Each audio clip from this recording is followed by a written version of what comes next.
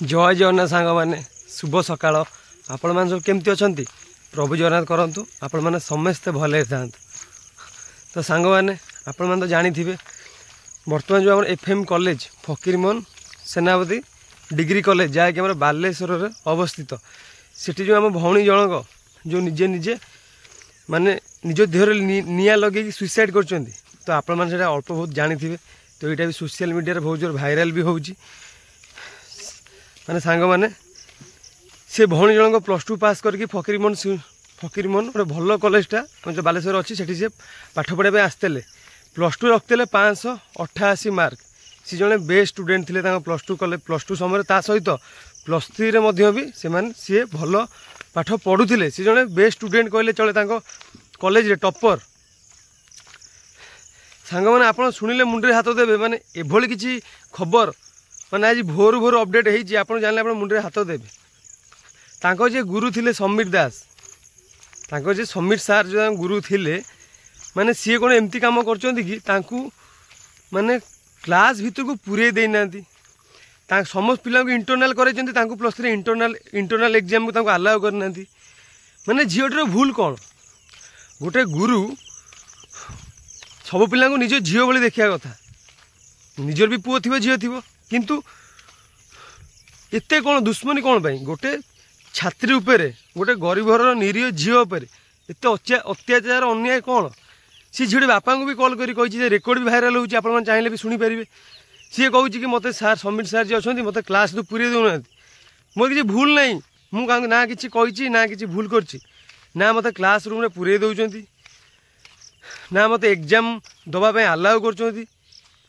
माने मो विरुद्ध में सब आड़े गपुंट माने जड़े गुरु एमती कौन माने करुची यही किसी ता सहित घटी बहुत आत्मा बाधी से सी सुइसाइड कर निया नथिले धुआं बाहर कि कहीं जड़े सुइसाइड जड़े कहीं कर निज बापा माँ को छाड़ी जड़े किए सुइसाइड कर चाहिए कि एमती ये नुआ घटना नुह एमती बहुत किसी होले आम ओडिशा रे आईन होची अंध केवल ये आम आज जो फकीरमोहन जो यूनिवर्सिटी कॉलेज जहाँ भी आज घटिला यहाँ केवल नुआ नुह ये आम ओडिशा रे 15 नंबर केस कहले चले कहीं आउ थे किट कॉलेज गोटे झील एमती फाँसी दे मरला किट कॉलेज भी गोटे झील एमती फाँसी दे मरला केवल ता सहित ये मिसव्यवहार होता मिसबिहेव काम होता सब ये करूला किए स्टूडेंट भी नुह गोटे पुओ गोटे झील को भल पाई पछरे माने एमती पड़ी पड़ी पड़ी पड़ी झील गोटे पुओ पाई नुह सुइसाइड करनी माने गोटे सार पाई ताने भावतु बर्तमान दुनिया कौन हो गला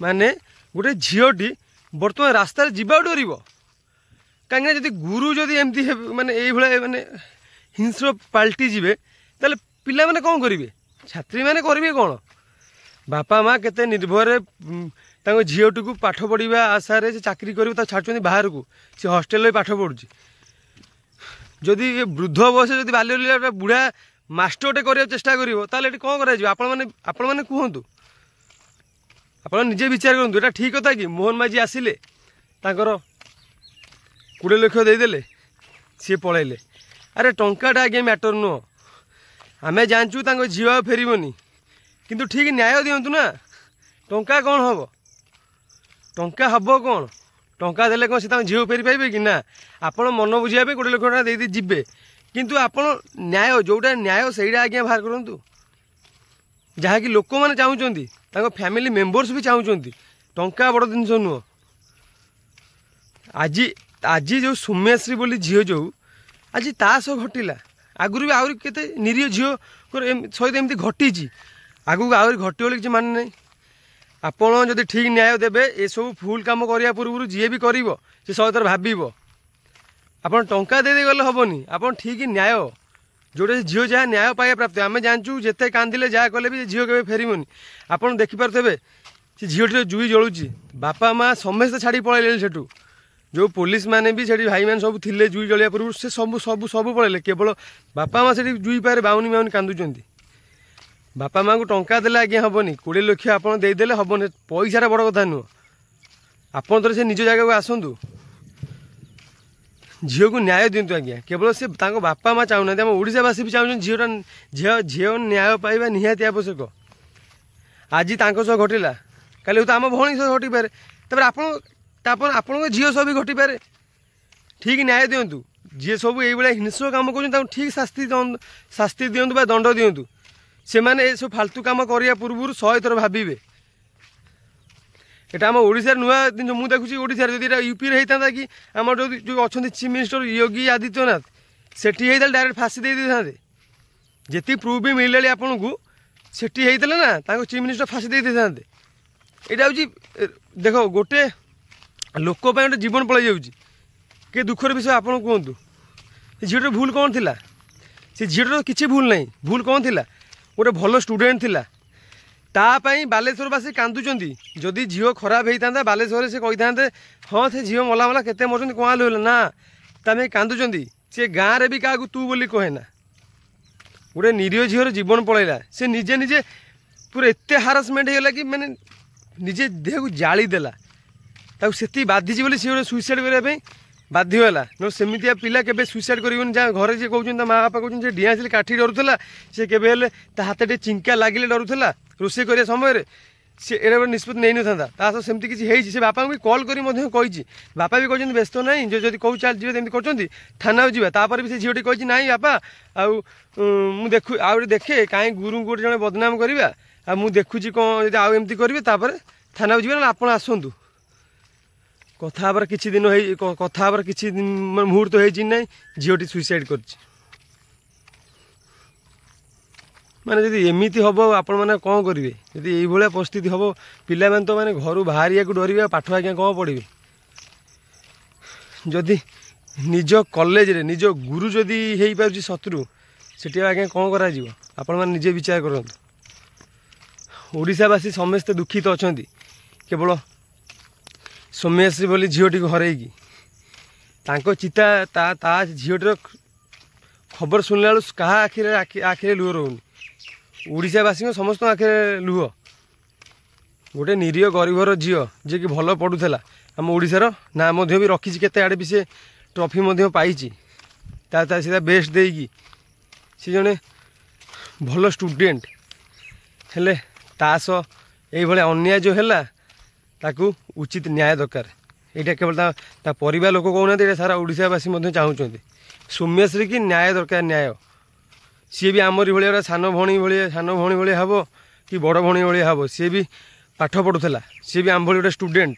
ତାର ବି ମନରେ ଇଚ୍ଛା ଥିଲା ସେ ପାଠ ପଢ଼ି ଚାକିରି ଖଣ୍ଡେ କରିବ, ଯେମିତିକି ଆମେମାନେ ବି ପାଠ ପଢ଼ି ଚାକିରି ଖଣ୍ଡେ କରିବା ପାଇଁ।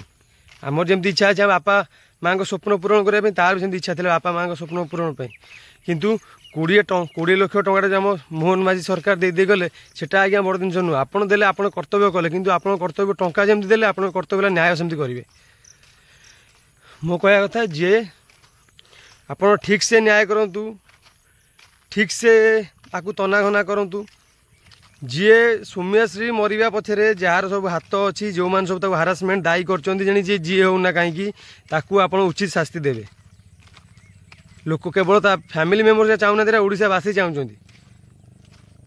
ଗୋଟେ ଗରିବର ଝିଅ ସେ ମରିଗଲା ସୁଇସାଇଡ୍ କରିକି। ଯଦି ସେ ଆମ ଯଦି ନିଜ ଝିଅ ହେଇଥାନ୍ତା, ଆମ ଭଉଣୀ ହେଇଥାନ୍ତା, ଆମେ ଚୁପ୍ ହେଇ ବସିଥାନ୍ତେ କି? ଆପଣ ଯଦି ନିଜ ଝିଅ ହେଇଥାନ୍ତେ, ଆପଣ ଚୁପ୍ ହେଇ ବସିଥାନ୍ତେ ନା? ସୌମ୍ୟଶ୍ରୀ ପାଇଁ ସାରା ଓଡ଼ିଶାବାସୀ ଲଢ଼ିବେ, କିନ୍ତୁ ଦୁଃଖର ବିଷୟ ଆମେ ତାଙ୍କୁ ଫେରେଇ ଆଣିପାରିବେନି। ଭଉଣୀଟିକୁ ଆମେ ଆଉ ସେ ଗରିବ ଝିଅଟିକୁ ଆମେ ଆଉ ଫେରେଇ ଆଣିପାରିବେନି, କିନ୍ତୁ ନ୍ୟାୟ ଦରକାର। ଆପଣ ଭାବନ୍ତୁ, ଏତେ ଛୋଟ ପିଲାଟା ଯେତେବେଳେ ବାପା ମାଆଙ୍କ ଆଖିରେ ପୋଡ଼ା ହେଉଛି, ଦେଖନ୍ତୁ କେତେ ଦୁଃଖ ଲାଗୁଥିବ। ଆପଣ ସେ ଜାଗାକୁ ଆସନ୍ତୁ, ଆପଣଙ୍କ ମୁଣ୍ଡ ପାଗଳା ହେଇଯିବ, କିଛି କାମ କରିବନି ଆପଣଙ୍କ ମୁଣ୍ଡ। ତ କହିବା କଥା ସାଙ୍ଗମାନେ ଏଇଆ କି ଆପଣମାନେ ବି କୁହନ୍ତୁ 20 ଲକ୍ଷ ଟଙ୍କା ଠିକ୍ କି? ଆପଣଙ୍କ ପାଇଁ ଆଜି ମୁଁ ସେମାନେ ଭିଡ଼ିଓ କରୁଛି। ସେ ଆମର ଭଉଣୀ ଭଳିଆ ହେବ, ସେ ଭଲ ପାଠ ପଢ଼ୁଥିଲା, ତାର ବି ଇଚ୍ଛା ଥିଲା ଚାକିରି ଖଣ୍ଡେ କରିବା ପାଇଁ। ଆପଣମାନେ ଭାଇ ଭଉଣୀମାନେ ବିଚାର କରନ୍ତୁ। ଯେଉଁ ମୋହନ ସରକାର ଆଜି 20 ଲକ୍ଷ ଟଙ୍କା ଦେଇଗଲେ, 20 ଲକ୍ଷଟା ଇମ୍ପୋର୍ଟାଣ୍ଟ ନା ନ୍ୟାୟ ମିଳିବାଟା ଇମ୍ପୋର୍ଟାଣ୍ଟ? ଆପଣମାନେ କୁହନ୍ତୁ। ଗୋଟେ ଗରିବ ଝିଅ, ତା ଜୁଇ ଆଜି ଜଳୁଛି, ବହୁତ ଚେଷ୍ଟା କଲା ପରେ ବି ସେ ବଞ୍ଚି ପାରିଲାନି, ତା ଜୁଇ ଜଳୁଛି ଆଜି। କାହିଁକିନା 95% ପଡ଼ି ଯାଇଥିଲା ନା, ସେ ନିଜେ ସେତିକିବେଳେ କଷ୍ଟ ହେଇଛି ବୋଲି। ଗୋଟେ ପିଲା ସୁଇସାଇଡ୍ କରିବା ପାଇଁ କେତେବେଳେ ଯାଏ? ଯେତେବେଳେ ଆତ୍ମାକୁ ବହୁତ କଷ୍ଟ ହୁଏ ବା ବାଧେ, ସେତିକିବେଳେ ସିଏ ସୁଇସାଇଡ୍ କରିବା ପାଇଁ ନିଷ୍ପତ୍ତି ନିଏ। କେବଳ ଏଇଭଳିଆ ଘଟଣା କେବଳ ଇଏ ଗୋଟିଏ ନୁହଁ ଆଜ୍ଞା, ଇଏଟା 15 ନମ୍ବର କହିଲେ ଚଳେ। ଏମିତି କେତେ ହେଲାଣି, କିନ୍ତୁ ପୁଲିସ ପ୍ରଶାସନ କ'ଣ କରୁଛି ଏଇଟା ଭଗବାନଙ୍କୁ ଜଣା। ଯିଏ ଦୋଷୀ ସେ ଦଣ୍ଡ ଆଜି ଯାଏଁ ବି ପାଇଲେ ନାହିଁ। ଆପଣମାନେ କମେଣ୍ଟରେ କୁହନ୍ତୁ ସାଙ୍ଗମାନେ କ'ଣ ଏଇଟା କରାଯିବ, ଦୋଷୀ ଦଣ୍ଡ ପାଇବ ନା 20 ଲକ୍ଷ ଟଙ୍କା ଯେଉଁ ଦିଆଯାଇଛି ମୋହନ ଭାଇ ଦେଇଛନ୍ତି ତାକୁ ଧରି ଫ୍ୟାମିଲି ଚୁପ୍ ହେଇ ରହିବ? ଆପଣମାନେ ସାଙ୍ଗମାନେ କମେଣ୍ଟ ମଧ୍ୟ ନିଶ୍ଚିତ କହିବେ। ମୁଁ ଆପଣମାନଙ୍କ ପାଇଁ ଭିଡ଼ିଓଟା ମାନେ ପହଞ୍ଚେଇଲି କି ସେ ବି ଆମ ଭଉଣୀ ଭଳିଆ ହେବ, କେତେ ଦୁଃଖର ବିଷୟ। ଆପଣମାନେ ବି ଆପଣ ଛୋଟ ଛୋଟ ମତ ଦିଅନ୍ତୁ କ'ଣ କରାଯିବା ଉଚିତ, ସୌମ୍ୟଶ୍ରୀକୁ ନ୍ୟାୟ ମିଳିବ ନା ନାହିଁ। ଆପଣମାନେ କମେଣ୍ଟ ମାଧ୍ୟମରେ ସାଙ୍ଗମାନେ ନିଶ୍ଚିନ୍ତ କହିବେ। ବହୁତ ନ୍ୟୁଜ୍ କାଲି ମୁଁ ଶୁଣିଲି, ବହୁତ ଦୁଃଖ ଲାଗିଲା। ଯେତେବେଳେ ମୁଁ ଆଉ ଗୋଟେ ମାନେ ଭିତରେ ଭଲ ଭାବେ ନ୍ୟୁଜ୍ ଦେଖିଲି, ମୁଁ ଶୁଣିଲି ଜଣେ ସାର୍ ତାଙ୍କୁ ଇଣ୍ଟରନାଲ୍ ପାଇଁ ଆଲାଉ କରୁନାହାନ୍ତି, ଆଉ ତାଙ୍କ ନାଁରେ କଲେଜ ସାରା ଗପୁଛନ୍ତି। ମୁଁ ଭାବିଲି, ମୁଁ କହିଲି ଜଣେ ଗୁରୁ ଗୋଟେ ପିଲାମାନେ ଗପିବା କ'ଣ ଅଛି? ଆପଣ ଆସିବେ କ୍ଲାସ୍ କରିବେ, ଆପଣ ଘରକୁ ଯିବେ, ଆପଣ ଆପଣଙ୍କ କର୍ତ୍ତବ୍ୟ କରୁଛନ୍ତି, ସରକାର ଟଙ୍କା ମାସକୁ ଟଙ୍କା ନେଉଛନ୍ତି। ଗୋଟେ ଏତେ ଝିଅ ପିଲା ସହିତ ଆପଣଙ୍କର କ'ଣ ଏତେ ମାନେ ରାଗ, ମୁଁ କିଛି ବୁଝିପାରୁନି। ବହୁତ ଦୁଃଖ ଲାଗିଲା। ତ ଆପଣମାନେ ବି ତ ନ୍ୟୁଜ୍ ଦେଖିଥିବେ, ଆପଣମାନେ ମତ ଦିଅନ୍ତୁ କେଉଁଟା ଠିକ୍ କେଉଁଟା ଭୁଲ ସାଙ୍ଗମାନେ। ତ ଆପଣଙ୍କ କମେଣ୍ଟ ମୁଁ ନିଶ୍ଚିନ୍ତ ସାଙ୍ଗମାନେ ଅପେକ୍ଷା କରିବି। ସେ ପର୍ଯ୍ୟନ୍ତ ବିଦାୟ ଦିଅନ୍ତୁ। ବହୁତ ଦୁଃଖ ଲାଗୁଛି ମାନେ ଏ ଘଟଣା ସବୁ ଦେଖି ୟୁଟ୍ୟୁବରେ। ତ ସେ ପର୍ଯ୍ୟନ୍ତ ବିଦାୟ ଦିଅନ୍ତୁ ସାଙ୍ଗମାନେ। ରହିଲି, ନମସ୍କାର, ଜୟ ଜଗନ୍ନାଥ।